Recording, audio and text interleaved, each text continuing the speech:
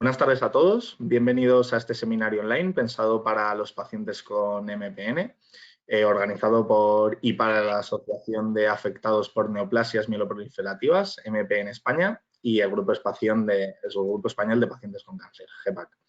Mi nombre es Víctor Romero y voy a ser el encargado de moderar esta sesión que esperamos os sirva para resolver todas vuestras dudas y preguntas.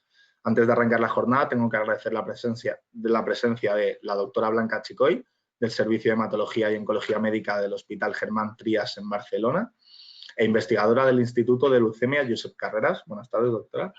Hola, buenas tardes. Al doctor Joaquín Martínez, jefe de hematología del Servicio de Hematología del Hospital Universitario 12 de Octubre de Madrid, que de momento hemos tenido problemas técnicos y parece que no nos acompaña, pero esperamos que lo pueda hacer durante el seminario. La doctora María Laura Fox, hematóloga en el Hospital Valdebrón de Barcelona. Buenas tardes, doctora. Buenas tardes. Y don Fernando Alonso, miembro de la directiva de MPN España. Buenas tardes, Fernando. Hola, buenas tardes. Y por último, a don Peter Lofelhard, presidente de MPN España. Muy buenas tardes, Peter. Y sin más dilación, le doy paso a Peter para que nos dirija unas palabras. Muy buenas tardes a todos. Primero, gracias a todos por atender. Primero a los pacientes que están aquí. Luego, pues, a los tres médicos que Víctor ya les ha presentado. Muchísimas gracias por estar aquí y coger vuestro tiempo para contestar las preguntas de los pacientes. Quiero decir que los tres médicos forman parte de GEMFIN. GEMFIN es una organización que tiene, creo que son más que 120 especialistas de MPN. Tienen una página que se llama gemfin.org y creo que unas cosas importantes que ha hecho GEMFIN, ha hecho un registro de pacientes de NMP. Hoy en día tiene más que 5.000 pacientes registrados y por lo tanto es el registro más grande del mundo. Por esto hay que decir que se hacen cosas muy importantes aquí en España y aquí tenemos tres representantes de esta organización. Bien, también me gustaría dar las gracias al apoyo de Novartis, que sin ellos muchas cosas no las podíamos hacer. Ellos nos ayudaron también para organizar este evento y por lo tanto también muchísimas gracias a Novartis. Pues nada más, lo más importante son vuestras preguntas. Vuelvo la palabra a Víctor, que ya empiece con la primera y los doctores ya decidirán a quién va a responder a cada pregunta. Muy bien, muchísimas gracias, Peter. Pues como bien comentas, a continuación seguiremos con la ronda de preguntas hacia los profesionales que nos acompañan hoy. Recordad que son cuestiones que nos habéis hecho llegar estos días, pero que si os surge alguna duda durante la exposición de nuestros ponentes, tenéis libertad de hacerlas a través de realizar vuestras preguntas a través de la aplicación e intentaremos responderoslas en el momento. Así que nada, sin más os comienzo a leer las preguntas que tenemos y a ver si las podemos responder. Nos preguntan, ¿qué factores confirman un diagnóstico de MPN? ¿Cómo se determina el riesgo? Doctoras, como ha dicho Peter, indistintamente, quien quiera contestarla, que se sienta libre de ello. Bueno, si quieren empiezo a contestarles y igual podemos ir haciendo un diálogo colaborativo, ¿sí? No hay ningún problema. Bueno, yo primero que todo agradecerles a todos la invitación y esto es un poco un desafío, yo no había estado nunca en un panel así de discusión, pero bueno, es una situación nueva y agradable. Así que bueno, empezando a hablar sobre el diagnóstico, yo creo que principalmente es como hay que estructurarlo de alguna manera y siempre los pacientes pueden llegar al diagnóstico ya sea en forma casual, o sea, por los controles que va haciendo el médico de cabecera, o porque ya tienen algún síntoma, que suelen ser síntomas poco inespecíficos, algunos que dan un poco más la pista, como el prurito relacionado con la ducha, el picor, y generalmente el primer médico al que consultan es al médico de cabecera, ¿sí? Y a partir de la analítica, que es es muy importante en el diagnóstico para ver qué tipo de células son las que están aumentadas, qué tipo de citosis, si son los glóbulos rojos predominantemente, los glóbulos blancos o las plaquetas, y un poco a partir de ahí, con otros parámetros también de la analítica que son un poco más específicos, ya a partir de ahí empezar a dirigir el diagnóstico. En general, para la policitemia vera, muchas veces con esta analítica inicial y con otras analíticas más específicas que incluyen alteraciones moleculares y que algunas alteraciones hormonales como la producción de eritropoyetina, ya con esto podemos ir definiendo el diagnóstico. Pero no queda exento, como en el caso de las otras dos mieloproliferativos más importantes, como la mielofibrosis o la trombocitemia esencial, la necesidad de hacer un estudio de médula ósea.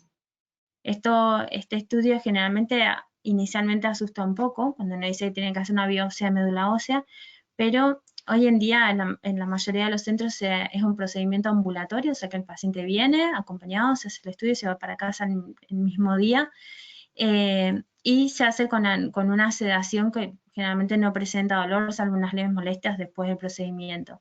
Y esto es muy importante porque nos sirve para estudiar el lugar donde justamente se fabrican todas las células, que es el interior del hueso, en el hueso. Entonces nosotros ahí vemos la alteración estructural, cómo están las células madres, cómo se distribuyen, qué alteraciones tienen, y esto, en conjunto con todo lo otro que hemos dicho, nos ayuda a llegar al diagnóstico. ¿Sí? No sé si quieren agregar algo más. Entonces... Sí, doctora Blanca, si desea usted agregar algo más al comentario. Bueno, no, está muy bien explicado por parte de Laura. Quizá recalcar, ¿no?, que el estudio de las mutaciones que llamamos nosotros driver son las que de alguna forma pues definen, ¿no?, el que un paciente tiene una neoplasia mieloproliferativa. Y por eso es uno de las pruebas que se pueden además hacer con la sangre periférica, es decir, simplemente con una analítica al paciente, y con todas las pruebas que además ha comentado Laura, pues de alguna forma te acaban concluyendo, ¿no?, que ese paciente tiene una MPN, ¿no?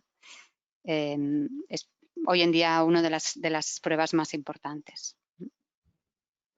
Muy bien, muchas gracias, doctora. Hago un pequeño parón, si me disculpáis, porque creo que ha entrado el doctor Joaquín Martínez. Buenas tardes, doctor, ¿nos escucha? Hola, buenas tardes. ¿Me oís? Muy buenas. Sí, perfectamente. Disculpadme que tardó en conectarme, lo siento. Nada. Buenas tardes a todos. Hemos comenzado simplemente con la presentación y la primera pregunta, así que ha llegado usted en el momento oportuno. Pues sin más me dispongo a realizar la segunda, ya con los tres doctores disponibles. ¿Cómo distinguir? Perdón, un poco con respecto a esta pregunta también nos queda el tema del pronóstico, ¿sí? Sí, como un poco cómo se determina el riesgo, nos preguntaban efectivamente. En los proliferativos, o sea, tener el diagnóstico puede ser complicado, a veces cuesta incluso diferenciarlos en las etapas iniciales, si es una policitemia vera, una trombocitemia esencial, puede haber algunas dificultades. Una vez que llegamos al diagnóstico, es fundamental conocer el riesgo. Y cuando uno habla de riesgo, depende de qué tipo de mieloproliferativos es el riesgo de lo que estamos hablando. Especialmente en el caso de la policitemia vera y de la trombocitemia esencial, cuando hablamos de riesgo, es de riesgo de complicaciones.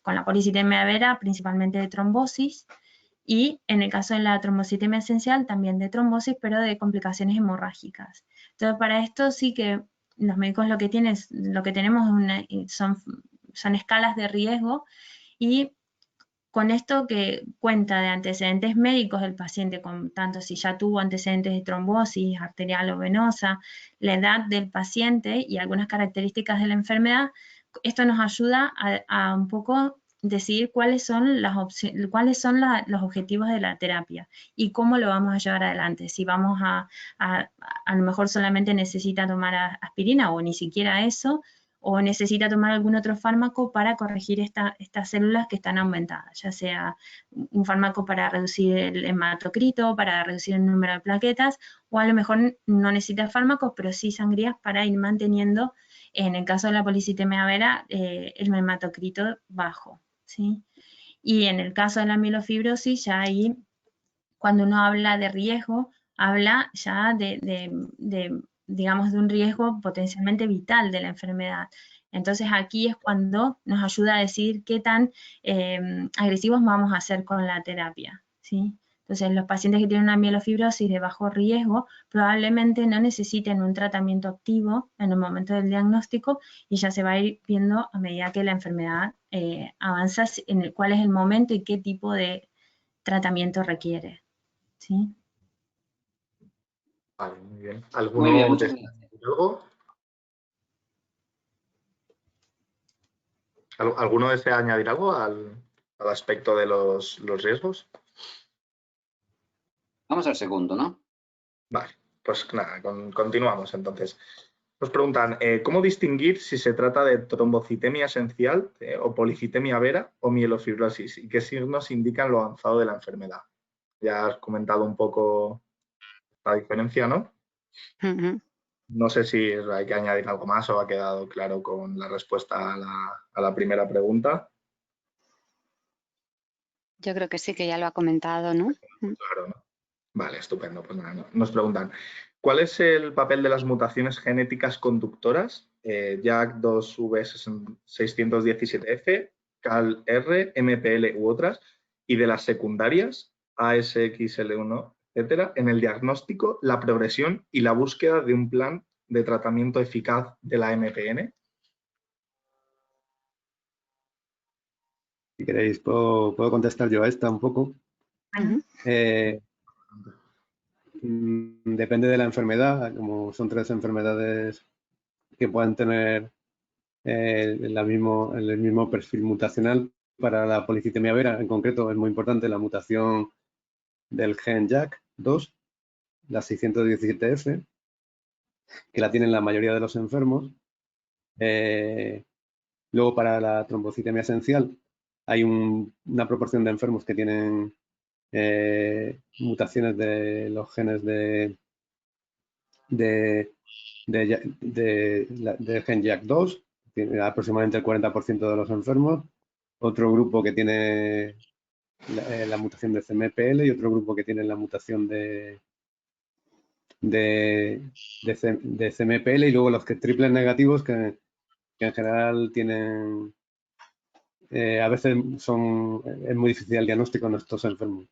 Y luego en las mutaciones no driver en este 2 grupos de enfermedades son poco relevantes, de hecho no se analizan. En cuanto a factores pronósticos, realmente el impacto pronóstico es tanto en trombocitema esencial como en policitemia vera es bajo. Se le ha cortado, Tiene, doctor, que no lo hemos oído correctamente.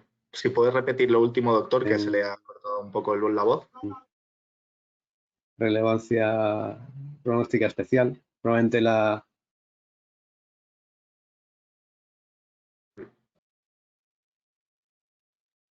Parece que estamos teniendo problemas con el doctor Martínez. ¿Nos escucha usted correctamente? Creo que no nos está escuchando. Está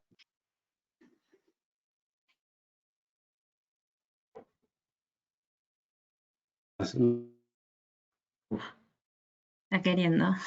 No, vamos a esperar porque creo que no nos está escuchando.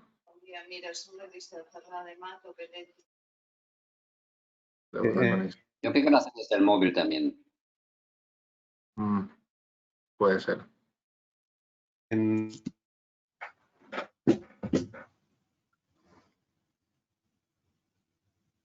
Blanca, ¿puedes seguir tú un poco mientras tanto? Es difícil, ¿no? Sí. Blanca se ha silenciado. Está silencio. Disculpa, que se ha silenciado. Sí. Ahora ya Vale. tenemos. Siguiendo con el hilo de lo que ha comentado Joaquín, bueno, yo un poco distinguiría las mutaciones conductoras o drivers, que son las que más definen este tipo de enfermedades, como JAK2, MPL o calreticulina. Y luego tenemos las secundarias, ¿no? Que serían aquellas que a lo mejor en alguna patología como es la mielofibrosis va a tener una influencia en el pronóstico. Y sobre todo estas en la mielofibrosis. En la policitemia vera, la trombocitemia, en principio el valor pronóstico de otro tipo de mutaciones que no sean JAK2, ASXL1 o calreticulina pues no tendría tanto valor. Entonces, JAK2 tienen es un más poquito lo que yo probabilidad diría, de tener ¿no? fenómenos trombóticos que las otras. Ahora Joaquín se le Y oye. en mielofibrosis Que se le oye ahora. Va a ser interesante. Sí, de ahora hecho, se oye. ahora, doctor, a ver, pruebe. Ahora, creo que ahora se le escuchaba mejor. ¿Me oís bien ahora? Sí, ahora sí. Bueno, pero pues que siga Blanca hablando. No, más o menos ya he hecho un poco de resumen. Continúa, Blanca. Continúa, Blanca, si quieres, con la intervención que estabas realizando. No, un poquito ya lo he comentado, ¿no? Que la distinción entre las mutaciones primarias, por así decirlo, más para el diagnóstico, y las secundarias para el pronóstico, pero solo en la mielofibrosis tendrían una relevancia que pueda de alguna forma influir en las decisiones terapéuticas, sobre todo de cara a decidir si hacemos un trasplante de médula a un paciente o no. Vale, muy bien, muchas gracias.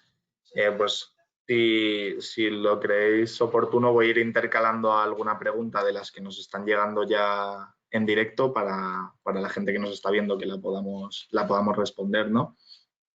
Nos pregunta Cristina Cases. Tomo Yacavi, Hidrea y Tromalit y casi siempre tengo la boca amarga y con sabor metálico. ¿Puede ser debido a toda esta medicación? ¿Cómo o qué puedo tomar para aliviar esta molestia? Bueno, un poco difícil. Sí que puede estar relacionado un poco con la medicación. Esto de los cambios en el gusto y un poco esto de lo metálico. El tema de lo metálico también habría que ver si no tiene algún tipo también de pequeños sangrados en la boca, que da también ese gusto como más metálico. Pero en principio a veces es un poco difícil manejar este tipo de cambios en el sabor y todo. A veces el problema es que esto lo tiene que ir hablando mucho con su hematólogo para ver cuál es la razón por la cual necesita todos estos fármacos y si hay alguna opción. Ruxo no creo, pero bueno, a ver si se puede moderar el uso de la hidrea, a ver si se podría mejorar. Y sobre todo la salud dental. O sea, muchas veces estos cambios en el sabor y todo esto, más allá de lo farmacológico que puedan tener, también están relacionados con gingivitis o con procesos dentales que al mejorarlos también mejora el resto. Muy bien, muchas gracias, doctora. Nos preguntan también, ¿qué pasos deben tomar los pacientes con MPN si reconocen un cambio en su condición o empeoramiento de los síntomas? ¿Qué pasos deberían seguir en ese caso, si reconocen un cambio de su condición o empeoramiento? Hombre, yo creo que esta es fácil, ¿no? Tienen que consultar con el hematólogo, explicarle lo que les pasa. Tenemos alguna herramienta para analizar los síntomas hoy en día también, unas escalas de valoración que hacemos a los pacientes que te ayuda un poco a cuantificar, ¿no? La cantidad de síntomas que tiene un paciente y la cantidad o lo grave que es un síntoma, ¿no? Yo creo que cualquier cambio, cualquier síntoma nuevo o empeoramiento hay que hablar con el hematólogo, ir a la visita y seguro que le hará pues las preguntas pertinentes para saber si hay que hacer un cambio de medicación o iniciar una medicación, cambiarla. Yo creo que es bastante claro, ¿no? Lo que hay que hacer. Vale.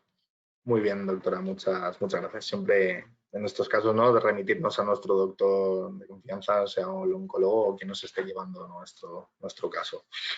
Nos preguntan también, ¿qué sabemos sobre la progresión de trombosis de TE y PV a mielofibrosis? La policitemia vera y trombocitemia esencial a mielofibrosis. Bueno, sabemos que dentro de lo que son las Bueno, enfermedades proliferativas, sí que estas enfermedades tienen un cierto riesgo de progresar, ¿sí? Pero generalmente la progresión es a largo plazo. Generalmente estamos hablando de que tienen un riesgo a mielofibrosis a los 15 años de un 10% aproximadamente, que esto un poco a veces puede cambiar según la serie que se haya estudiado. A pesar de que conocemos ese riesgo, desafortunadamente al día de hoy, por el momento no tenemos tratamientos que puedan modificar esto. O sea, no sabemos qué pacientes van a progresar y por el momento, si tuviéramos algún elemento para poder adivinarlo, tampoco el día de hoy tenemos algo para frenarlo, ¿sí? Porque todos los tratamientos que estamos haciendo al momento son para controlar los síntomas y disminuir el riesgo de complicaciones, pero no para cambiar la historia natural de la enfermedad. Eso creo que va a ser, es uno de los objetivos de los estudios, pero que bueno, todavía no se ha llegado a ello. Nos preguntaban, ya contestabas, que si la progresión esta se puede ralentizar, comentas que no tenemos conocimiento de que eso pueda suceder. Hay algunas esperanzas, pero que todavía no están clarificadas, pero se supone que con tratamientos como, por ejemplo, el interferón, que puede disminuir la cantidad de enfermedad, la carga de enfermedad neoplásica, esto de alguna manera enlentecería la progresión. Pero esto, como son enfermedades que llevan muchísimo tiempo de evolución, para ver estos cambios se necesitan estudios de mucho tiempo. Y eso es lo que no tienen estos estudios, o sea, son teorías. Nosotros pensamos que si disminuimos la cantidad de enfermedad, el paciente no va a progresar. Y en referencia a también la última parte de esta pregunta, ¿qué investigación se está haciendo en este área? Comentas del interferón, ¿algún tipo de otra investigación que se realice, aparte de los estudios? Bueno, yo hablo, a mí, si alguien más quiere hablar, dígame, porque yo quiero hablar. Si cualquiera de los demás quiere intervenir, ¿no? A ver, yo creo que al día de hoy lo que se está estudiando es mucho por qué se produce esta enfermedad, ¿sí? ¿Por qué un paciente que tiene JAK2, alguno tiene una trombocitemia, otro tiene una mielofibrosis, otro tiene una policitemia vera? O sea, estos mecanismos no están del todo claros, pero sí se van empezando a dilucidar un poco cuáles son los factores implicados. Entonces, de esta manera se están empezando a buscar fármacos que cambien esto. Entonces, el objetivo de a lo mejor de hacer tratamientos incluso combinados o de usar nuevos fármacos, buscan hacer esto. ¿Qué pasa? En la trombocitemia, en la policitemia, todavía estamos un poco lejos de esto. En la mielofibrosis probablemente también estamos lejos, pero probablemente sea en un área en la que nos estemos aproximando un poco más. Al usar tratamiento, hay ensayos clínicos que se están empezando a utilizar ahora, que el objetivo, además de reducir el vaso, además de reducir los síntomas, buscan ver si se puede modificar la historia natural de la enfermedad. Y es esto, combinando con otros fármacos que van a otras dianas de tratamiento, a ver si se puede frenar la enfermedad. Es lo que se está haciendo ahora, ¿sí? Bueno, yo quería... ¿Me oís? Soy Joaquín. ¿Me oís? Sí, doctor Martínez, adelante. Y yo quería añadir que la verdad que en este sentido la investigación, la verdad que tenemos poco avance, gracias. Y todos son estudios muy preliminares y hay muchos avances en este sentido, con lo cual es muy relevante. Y luego cuando la evolución de fases avanzadas, pues decir que generalmente nosotros lo vemos esto en los análisis de sangre. Hay ciertos indicios que nos hacen pensar que un enfermo está haciendo mielofibrosis, y es que empiezan a tener o anemia o leucopenia o trombopenia. Eso nos hace sospechar a veces que están empezando a hacer fibrosis. Y luego también en algunos enfermos le crece el bazo, ¿vale? Esos serían los signos que nos hacen pensar que un enfermo está haciendo fibrosis. Y generalmente, como ha dicho María Laura, pues aparecen con mucho tiempo de evolución ya de la enfermedad. Muy bien. Muchas gracias, doctor. Nos Quería preguntan también. preguntar una cosa, que lo que yo he visto se estudia mucho últimamente de combinaciones del producto, el Yacavi, junto con otro producto, porque hay muchos, no sé, los rumores o informaciones en el mercado que el ruxolitinib, pues después de 5 años pierde algo de actividad. Y lo que yo he visto de otros países, pues hay muchísimos laboratorios que han empezado ensayos que combinan el ruxolitinib, el Yacavi, junto con otro producto. ¿Me podéis confirmar que esto realmente es así? Yo creo que para la prevención del desarrollo de fibrosis en trombocitemia esencial y policitemia vera no hay, por lo menos que yo sepa, ensayos clínicos abiertos en España. No. Abierto en ese sentido para policitemia y trombocitemia no, pero para mielofibrosis sí. Sí que van a empezar, hay de ese tipo de ensayos y incluso, bueno, no sé exactamente en todos los centros en donde están, pero sí sé que, bueno, Novartis sí que tiene ensayos donde hacen este tipo de combinaciones, sí que se va empezando a ver. Y de esto siempre los médicos que van llevando a estos pacientes se van informando para ver si el paciente que tienen podría llegar a ser candidato. Yo creo que son una opción terapéutica porque es, digamos, lo único que nos va a permitir avanzar y saber si se puede cambiar lo que tenemos hoy en día, que está mejor que hace 5 años, pero no es suficiente. A mí me han dicho que en el doctor Valentín García Gutiérrez, es el Ramón y Cajal de Madrid, está precisamente reclutando a pacientes para mielofibrosis.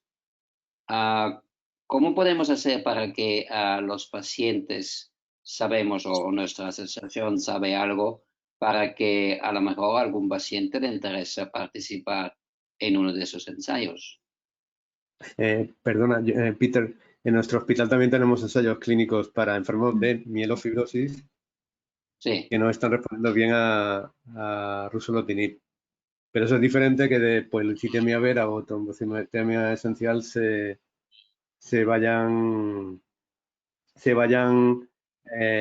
haya ensayos clínicos para prevenir la evolución a mielofibrosis. Entonces, para participar en ensayos clínicos, por lo menos nosotros en nuestro hospital lo tenemos muy bien organizado en el sentido que nos pueden contactar a través de la página web Oncosur y nosotros nos encargamos de todo el trámite para que puedan venir a nuestro hospital.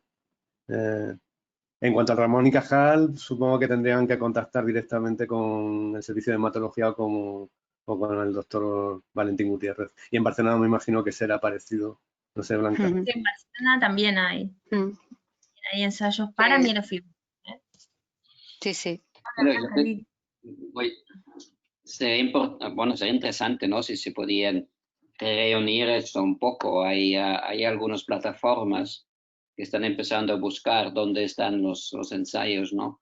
Y yo creo que para el paciente, claro, nosotros, ¿qué tenemos? No sabemos de dónde viene la enfermedad, los productos que tenemos es para mejorar la calidad de vida y tampoco no tenemos ninguna cura, ¿no?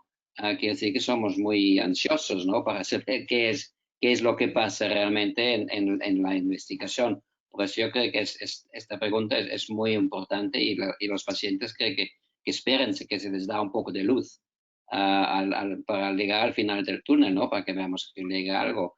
Y yo sé, en fin, he oído de varios sitios que efectivamente en España se hace muchísimo recerca, bueno, de investigación y a mí me gustaría dar un poco más de información también a los pacientes para que ellos puedan saber las cosas que pasan, ¿no? Y por esto, en fin, yo encantado de oír que todos prácticamente están haciendo ensayos para mielofibrosis, que hace muchos años Sí. que han salido productos nuevos Ahora salió uno de Estados Unidos, está aprobado, pero hasta que llegue al mercado español, supongo tardará un año todavía. Hay 2 o 3 más en el pipeline. Y ya digo, yo creo que es muy buena noticia oír que está también en España, que estamos haciendo ensayos para mielofibrosis, que es lo más temido que tenemos nosotros, ¿no? A raíz de esto que estáis comentando, Peter, vamos, unas preguntas que va por ese hilo. Estos ensayos que comentáis, si eres de otra comunidad autónoma distinta al hospital que los realiza, ¿puedes optar a ellos? ¿Puedes igualmente realizarlos? Sí. En eso En no hay Madrid sí. No hay No tenemos problema, se problemas. tiene que pedir como una petición como de segunda opinión o en tu propio hospital lo pides y que quieres esa segunda opinión, al menos así lo hacemos nosotros y después de una autorización pues no hay ningún problema en aceptar a ningún paciente de otra comunidad. El problema es la distancia y ciertos pacientes, sobre todo con mielofibrosis, que a lo mejor no tienen el estado general suficiente como para hacer viajes o poder estar lejos de su casa, ¿no? Tanto tiempo, ¿no? Ese sería el principal problema, pero yo pienso que al menos en la Comunidad de Madrid y en Cataluña tenemos muchos centros con ensayos clínicos abiertos. Quizá hay más problema en otras comunidades, ¿no? Que a lo mejor están más distantes de los grandes hospitales, ¿no? Ahí sí que yo veo más problema, ¿no? Pero ya eso depende de la disponibilidad de cada uno para viajar o poderse costear ese desplazamiento. Efectivamente, que los problemas, por así decirlo, serían más logísticos casi, ¿no? Que por el acceso al propio ensayo clínico. Sí. Muy bien. Bueno, sí que... Doctor Martínez, una pregunta. ¿Hay un registro español de los ensayos? Bueno, en España, en la página web de la AEMS hay un registro, pero realmente no hay ningún registro en España que funcione bien. Se está intentando, lleva mucho tiempo intentándose hacer. Por ejemplo, en Madrid sí que tenemos un registro que está actualizado, pero solo es de Madrid. En la página web de la Asociación Madrileña de Hematología hay un registro de ensayos clínicos para enfermedades hematológicas y está bastante bien actualizado, porque hay una persona que se encarga. O sea que en Madrid sí, pero a nivel nacional ha habido varias iniciativas, pero no hay ninguna que funcione bien. Es una pena, ¿eh? Es una pena. Sí. Habrá que buscar soluciones, ¿no? En el registro de la AEMS sí que figuran los ensayos, pero no está actualizado y tampoco figura, no es fácil encontrar el contacto. O sea, están todos los ensayos que hay para mieloproliferativos, a veces se mezclan un poco con alguna otra patología, pero sí que ahí están, porque están todos registrados ahí también. Pero en lo que se ve de cara al público a veces no está 100% actualizado. Pero bueno, esto será una buena propuesta para GenFit. Exacto. Es lo que estaba y pensando. Para la asociación, ¿no? Y para la asociación, ¿no? Para la asociación, para trabajar en conjunto. Muy buena idea. A mí me gustaría hablar con GenFin cómo lo podemos hacer conjuntamente para que esto que funcione, porque funciona en muchos países. Es muy buena idea. No veo por qué España no tiene que funcionar. Bueno, para organizar otra tarde, Peter. Vale, ahora en nuestras manos, ¿vale? Bueno, sí. Continuamos con las preguntas. Nos preguntan también, ¿el trasplante hematopoyético es la única cura actual para los pacientes con mielofibrosis? A día de hoy, ¿cuáles son los datos de supervivencia en España? Bueno, si quieren. Yo hablo, ¿eh? Ustedes si no me interrumpen. Adelante. ¿De contestar cualquiera? Bueno, los datos que tenemos en España surgen un poco del registro este que comentaba Peter antes, de los pacientes con mielofibrosis que se han trasplantado. Y hace muy poquito el doctor Hernández Boluda ya fue el que llevó adelante este análisis y probablemente ya próximo estén publicados datos muy actualizados de esto, que son datos de registro, que cuando se dan a los pacientes, a mí esto me gusta recalcárselos porque son datos estadísticos y y no se lo tienen que tomar como que son sus datos, ¿sí? Estos es un global que sale de un análisis de casi 200 pacientes, ¿sí? En general que se han analizado, que se han trasplantado en España. Y lo que se ve de esto es que, bueno, casi la sobrevida a los 5 años de estos pacientes es un 50%, ¿sí? ¿Por qué? Porque son trasplantes que tienen son procedimientos agresivos que tienen una alta tasa de complicaciones y que hacen que por causas diferentes de la mielofibrosis el paciente tenga problemas durante la evolución, ¿sí? Y son tratamientos que tienen una mortalidad que está en torno al 30%, ¿sí?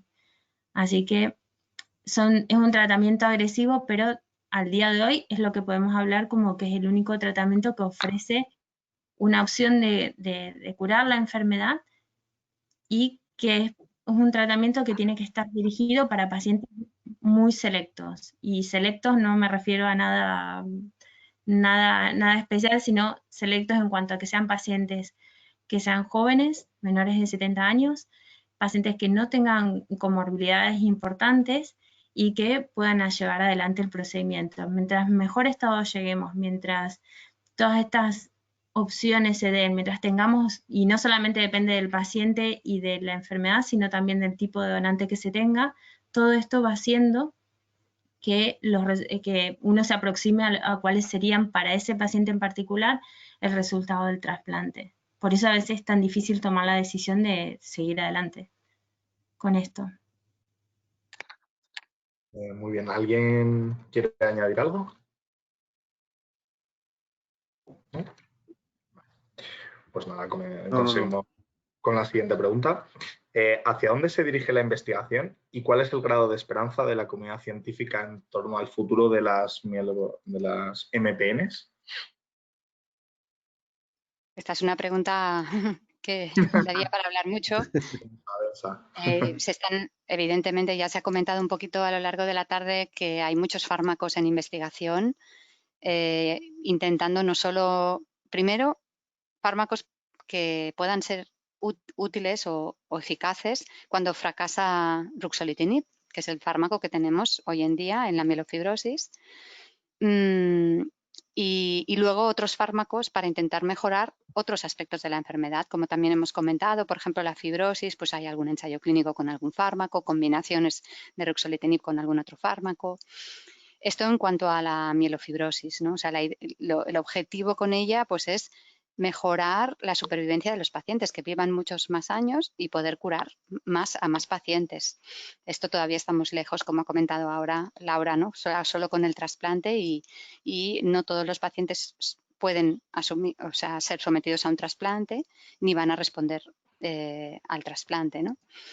En las otras enfermedades, policitemia vera, la trombocitemia es algo diferente porque la supervivencia suele ser larga, ¿no? Entonces, ese no es el principal problema. El principal problema sería las trombosis, ¿no?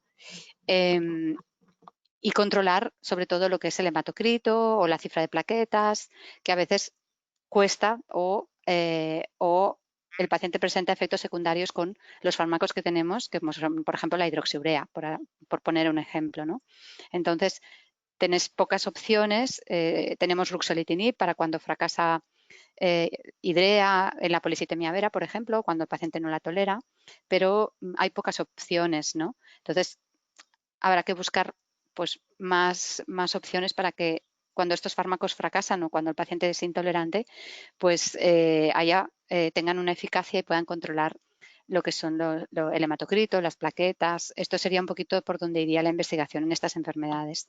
Pero yo creo que donde más se está investigando, porque la supervivencia de los pacientes es menor y la calidad de vida también es mucho peor, es en la mielofibrosis, que es en donde tenemos el campo más amplio para mejorar. Un poquito así en resumen. Muy bien, muchas gracias, doctora.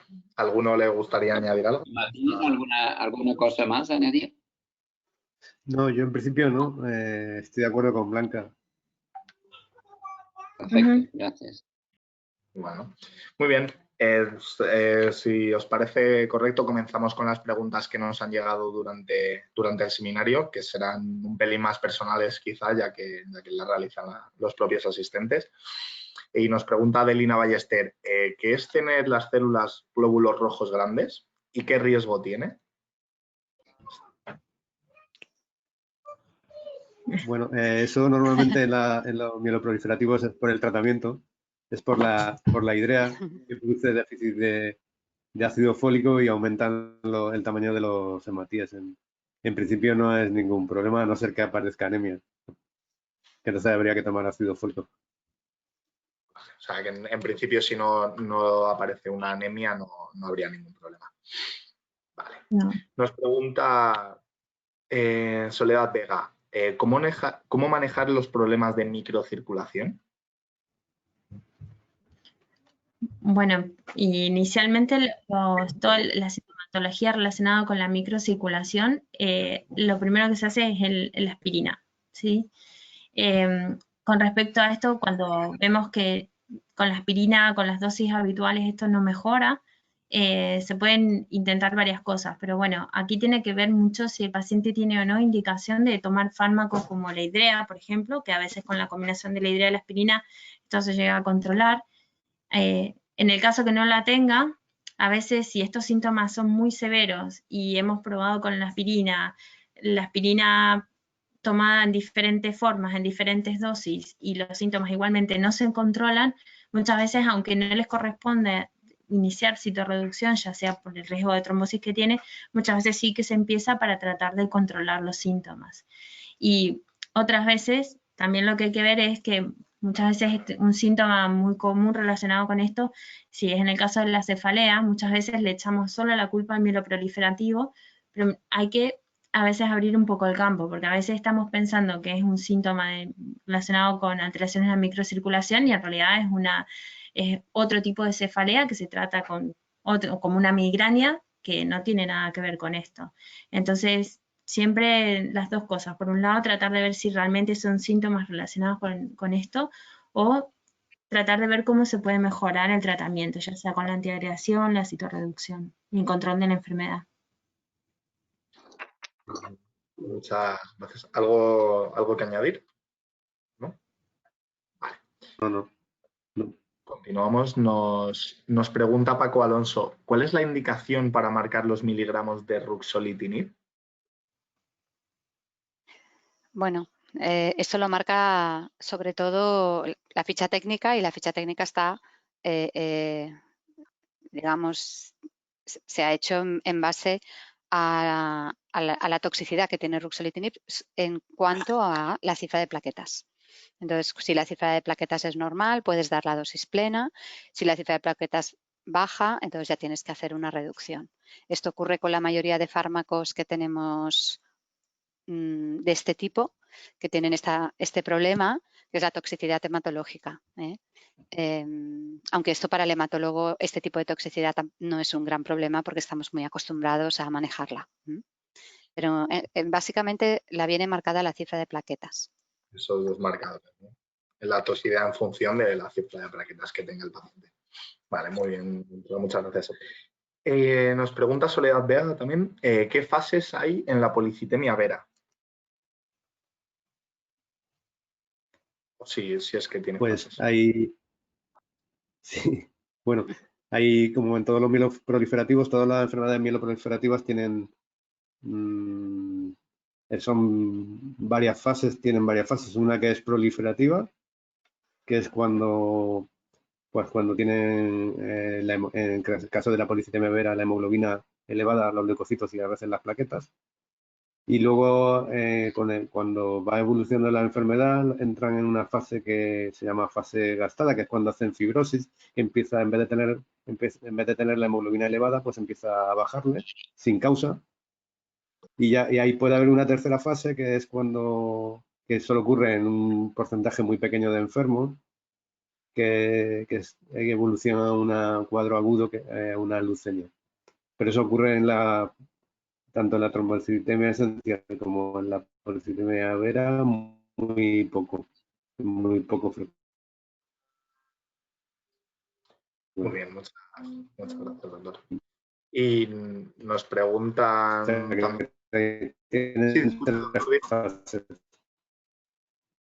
Sí, Lo último no lo hemos escuchado correctamente. ¿Qué ha dicho?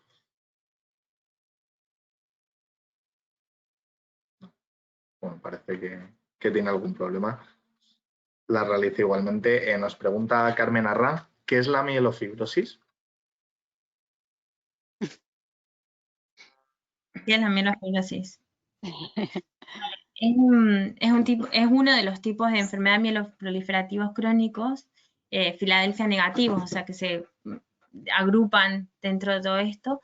Y la característica que tiene es que, bueno, a nivel mutacional sí que puede tener la mutación de JAK2 o la mutación de calreticulina o la MPL, o puede incluso no encontrarse ninguna mutación de estas conductoras principales, pero cuando estudiamos más a fondo la médula, sí que podemos llegar a encontrar otras mutaciones que nos marquen la clonalidad, o sea, de que esto es un tipo de neoplasia, de un tipo de cáncer crónico. Y lo que la termina de definir es un poco lo que hablábamos al principio de la charla, que son las características que uno ve, tanto en la analítica, por la clínica, y las características estructurales que uno ve en la médula ósea, ¿sí? Que la médula ósea presenta, en vez de presentar una zona rica de producción de células con una estructura ósea normal, vemos que hay muchas más zonas de fibrosis, hay mucho más, digamos, hueso que lugar para producir las células normales de la sangre, ¿sí? Pero a la respuesta de qué es la mielofibrosis, esto es un tipo de cáncer crónico de la sangre que se caracteriza por esto. La médula deja de ser un buen lugar para producir las células de la sangre. Esto muchas veces se desplaza a otros lugares como el vaso, el hígado o incluso otros lugares extras para intentar recuperar esa producción, ¿sí? Pero esto es algo muy limitado que con el tiempo va decayendo. Y incluso como por este esfuerzo que tiene que hacer, esta proliferación, esta inestabilidad que puede tener a nivel genómico, puede incluso tener más riesgo de desarrollar, de pasar a una fase blástica, a una leucemia, ¿sí? Vale, sí, yo creo que Sí, sí, queda con eso queda. para los profanos. Muchas gracias, doctora. Nos pregunta, a raíz un poco, creo, de lo que ha comentado la doctora Blanca Chicoy antes, cuando deje de hacer efecto el Jakavi, ¿qué tenemos? Nos pregunta. Pues yo pienso que hemos de ser optimistas porque están viniendo varios fármacos que están todavía en fase, digamos, de ensayo clínico y de investigación, pero que ya han demostrado que pueden ser eficaces en esta situación, cuando Jakavi ha fracasado o cuando el paciente no tolera bien Jakavi.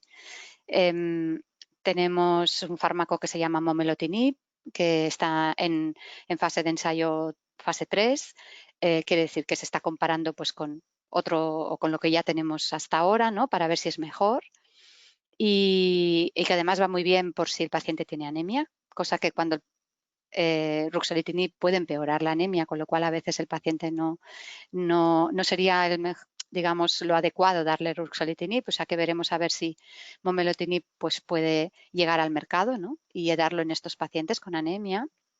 Y luego tenemos a otro que ya está aprobado en América, en Estados Unidos, que es fedratinib, que también parece que además está aprobado, digamos, en segunda línea, es decir, cuando ha fracasado ruxolitinib. Y tenemos otro que es pacritinib, que también puede funcionar muy bien cuando el problema son la cifra de plaquetas, que también es uno de los problemas que tiene Jakavi, ¿no? Que suele provocar, puede bajar las plaquetas, con lo cual algunos pacientes tienen que suspender el tratamiento. Es decir, que estamos en un momento de evaluación de nuevos medicamentos que sí que se ha demostrado ya que tienen actividad y habrá que ver pues, qué medicamento pues, será más adecuado para cada paciente que no haya respondido o que ya haya fracasado ruxolitinib. Yo creo que vamos a tener en un plazo de tiempo no muy largo medicamentos para esta situación y esto es muy alentador, ¿no?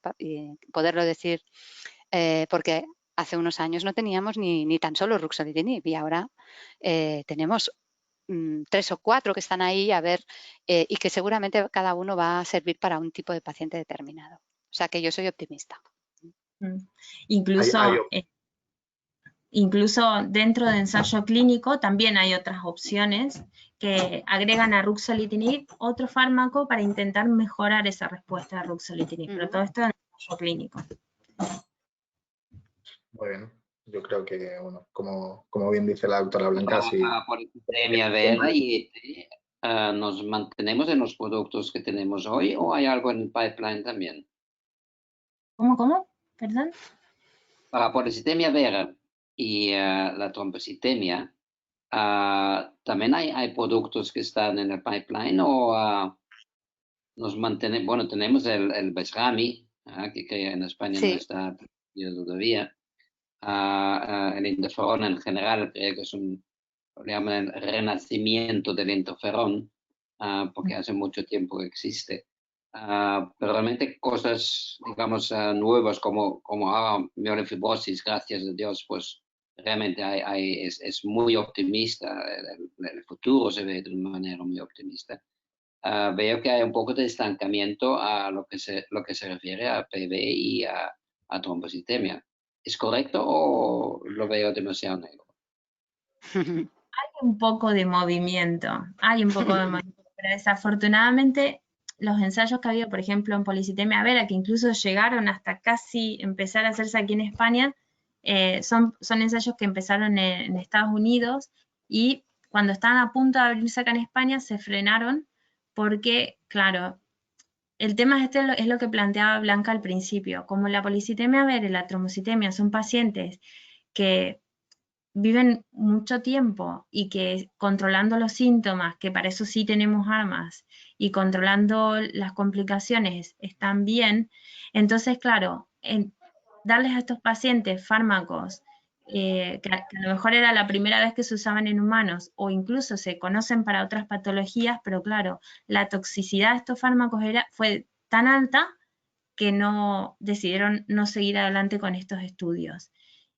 Pero sí que se va moviendo, sí que hay intención de hacer más cosas, pero pasa esto, que son enfermedades que el paciente está dentro de todo muy bien y el hecho de enfrentarlo a fármacos nuevos que tienen mucha toxicidad, entonces ahí el riesgo-beneficio no está tan claro. Y por eso es que parece que no se mueve, pero sí que se van haciendo cosas. Fantástico, gracias. Muy bien. Pues nos quedan ya solo 3 preguntitas.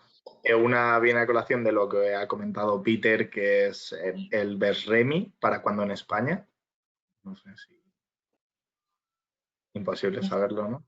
Como con lo de la vacuna del COVID, no. Vale. No nos mojamos de momento, ¿no? No, es que no vale. sé. Y luego... Sí, disculpe, doctora, continúe, perdón. No, que yo por lo menos no sé. Vale. Pues nos preguntaba a colación de los ensayos clínicos que habían comentado antes, creo que la pregunta la han querido realizar de esta manera, ¿cuánto tiempo dura el ensayo clínico? ¿Durante cuánto tiempo el paciente está realizando este ensayo clínico? Aproximadamente, porque entiendo que cada uno será diferente, ¿no? En función del medicamento. Sí. Es variable, sí. Variable totalmente, ¿no? En función del medicamento. Es variable, lo que ocurre que muchas veces si el paciente se está beneficiando del fármaco y el ensayo clínico llega a su final y a lo mejor no hay todavía el fármaco no está comercializado, muchas veces los laboratorios de alguna forma siguen suministrando el fármaco al paciente, porque un paciente que se está beneficiando no le puedes de golpe quitar el tratamiento si no tienes ninguna otra alternativa. Y esta es una opción que muchas veces tenemos al alcance, ¿no? Es decir, que el paciente a veces puede incluso seguir con el fármaco una vez el ensayo clínico ya ha finalizado. Eso depende ya de cada laboratorio, de cada situación, de cada país, pero muchas veces se alarga el periodo en que el paciente recibe el tratamiento.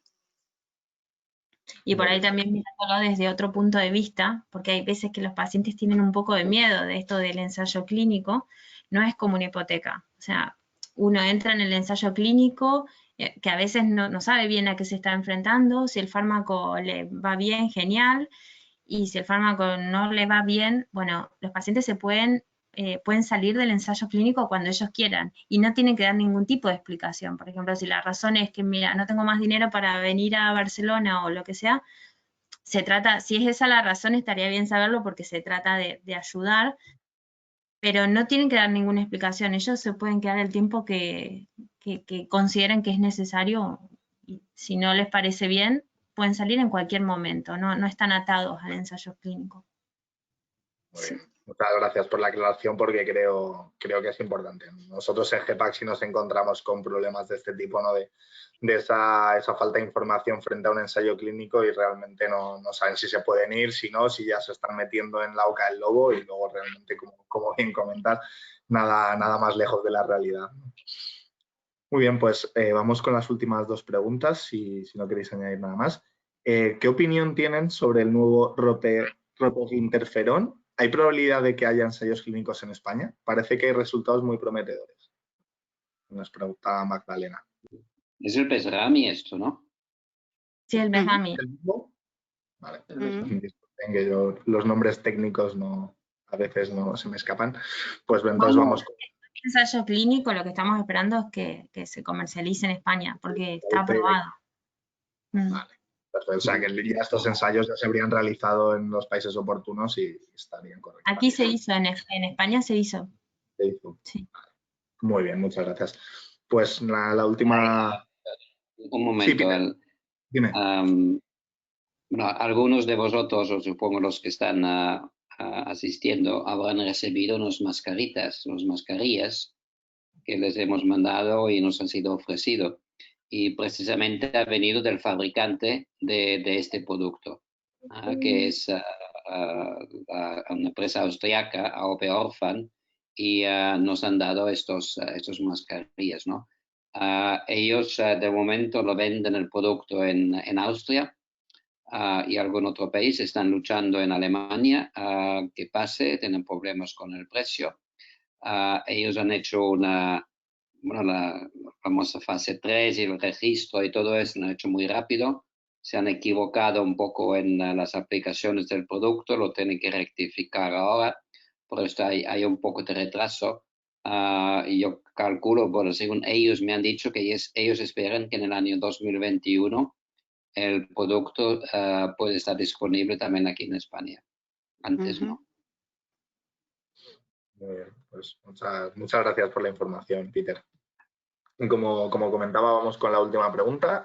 Esta es dirigida al doctor Joaquín Martínez. Nos pregunta ¿cómo van las investigaciones del equipo del doctor Joaquín Martínez con la combinación de prednisona, antivibrótico y ruxolitinib? Sí. Pues hemos terminado el ensayo justo ahora y hemos incluido 16 enfermos y estamos analizando ahora los resultados. Creemos que tendremos los resultados para final del mes de julio, tengamos ya algunos resultados para intentar publicarlo. En principio, la combinación parece que no es tóxica, que era el objetivo del estudio, que era un estudio fase 1. Y la respuesta, bueno, nosotros que hemos sido el centro que más enfermos hemos tratado, pues hay algunos enfermos que han respondido, pero tenemos que analizarlo, todavía no tenemos esos datos. Espero que para el verano tengamos ya resultados para comunicar. Gracias por la pregunta. Muchas gracias, doctor. Vale, pues si tenéis algún comentario más que realizar, o Peter, tú por tu parte, algún comentario. Yo no sé de parte de los doctores si queréis algún comentario final o nosotros, bueno, primero quiero que los doctores que están aquí que pueden descansar también un poco después de una temporada muy complicada y todavía es complicada, pero me gustaría hacer estos seminarios cada 2 o 3 meses. Ahora en el verano, pues del próximo hablaremos después del verano, pero creo que es muy beneficioso para los pacientes y el labor que estáis haciendo ustedes tres pues es muy grande y os lo quería agradecer muchísimo. Gracias a ti. No sé, Pues, Si queréis alguna cosa Peter, más, muchas gracias si a ti no, por acompañarnos. que los niños ya quieren hacer sus selfies. Disculpen, Puede ser perfecto. bastante bien Déjale que lo haga, hombre. Será un recuerdo para él. Bueno, muchas gracias por organizar esto. Creo que es muy útil para todos, tanto para ustedes como para nosotros, escuchar también cuáles son las dudas y cuáles son las cosas por ahí, por ejemplo, los misterios del ensayo clínico y todas estas cosas. Yo creo que tener una comunicación así un poco más informal va a ser beneficioso para todos, ¿sí? Y a nosotros nos interesa para hacer principalmente, ¿sí? Muy bien. Pues muchas gracias. Muy bien, pues si te parece bien, Peter, finalizamos. Pues hasta aquí el seminario online para pacientes con MPN. Una vez más, un agradecimiento especial a los ponentes, ya que participan de forma completamente altruista y nos ceden su tiempo para darnos estas explicaciones. Y muchas gracias también al tiempo y al interés y la intervención de todos los participantes de este seminario. Os recordamos que el seminario estará disponible pues, a partir de esta semana, a mediados de semana aproximadamente, en el canal de YouTube de GPAC y bueno, entiendo que en las redes de MPN también. Y bueno, lo podéis encontrar y por si queréis revisarlo o por si alguien no ha podido asistir y queréis recomendárselo. Y nada, esperamos que haya sido interesante y gratificante para todos los asistentes y muy buenas tardes a todos. Buenas tardes. Bien. Buenas tardes y gracias. A todos. Muchas gracias a todos. Adiós. Hasta luego.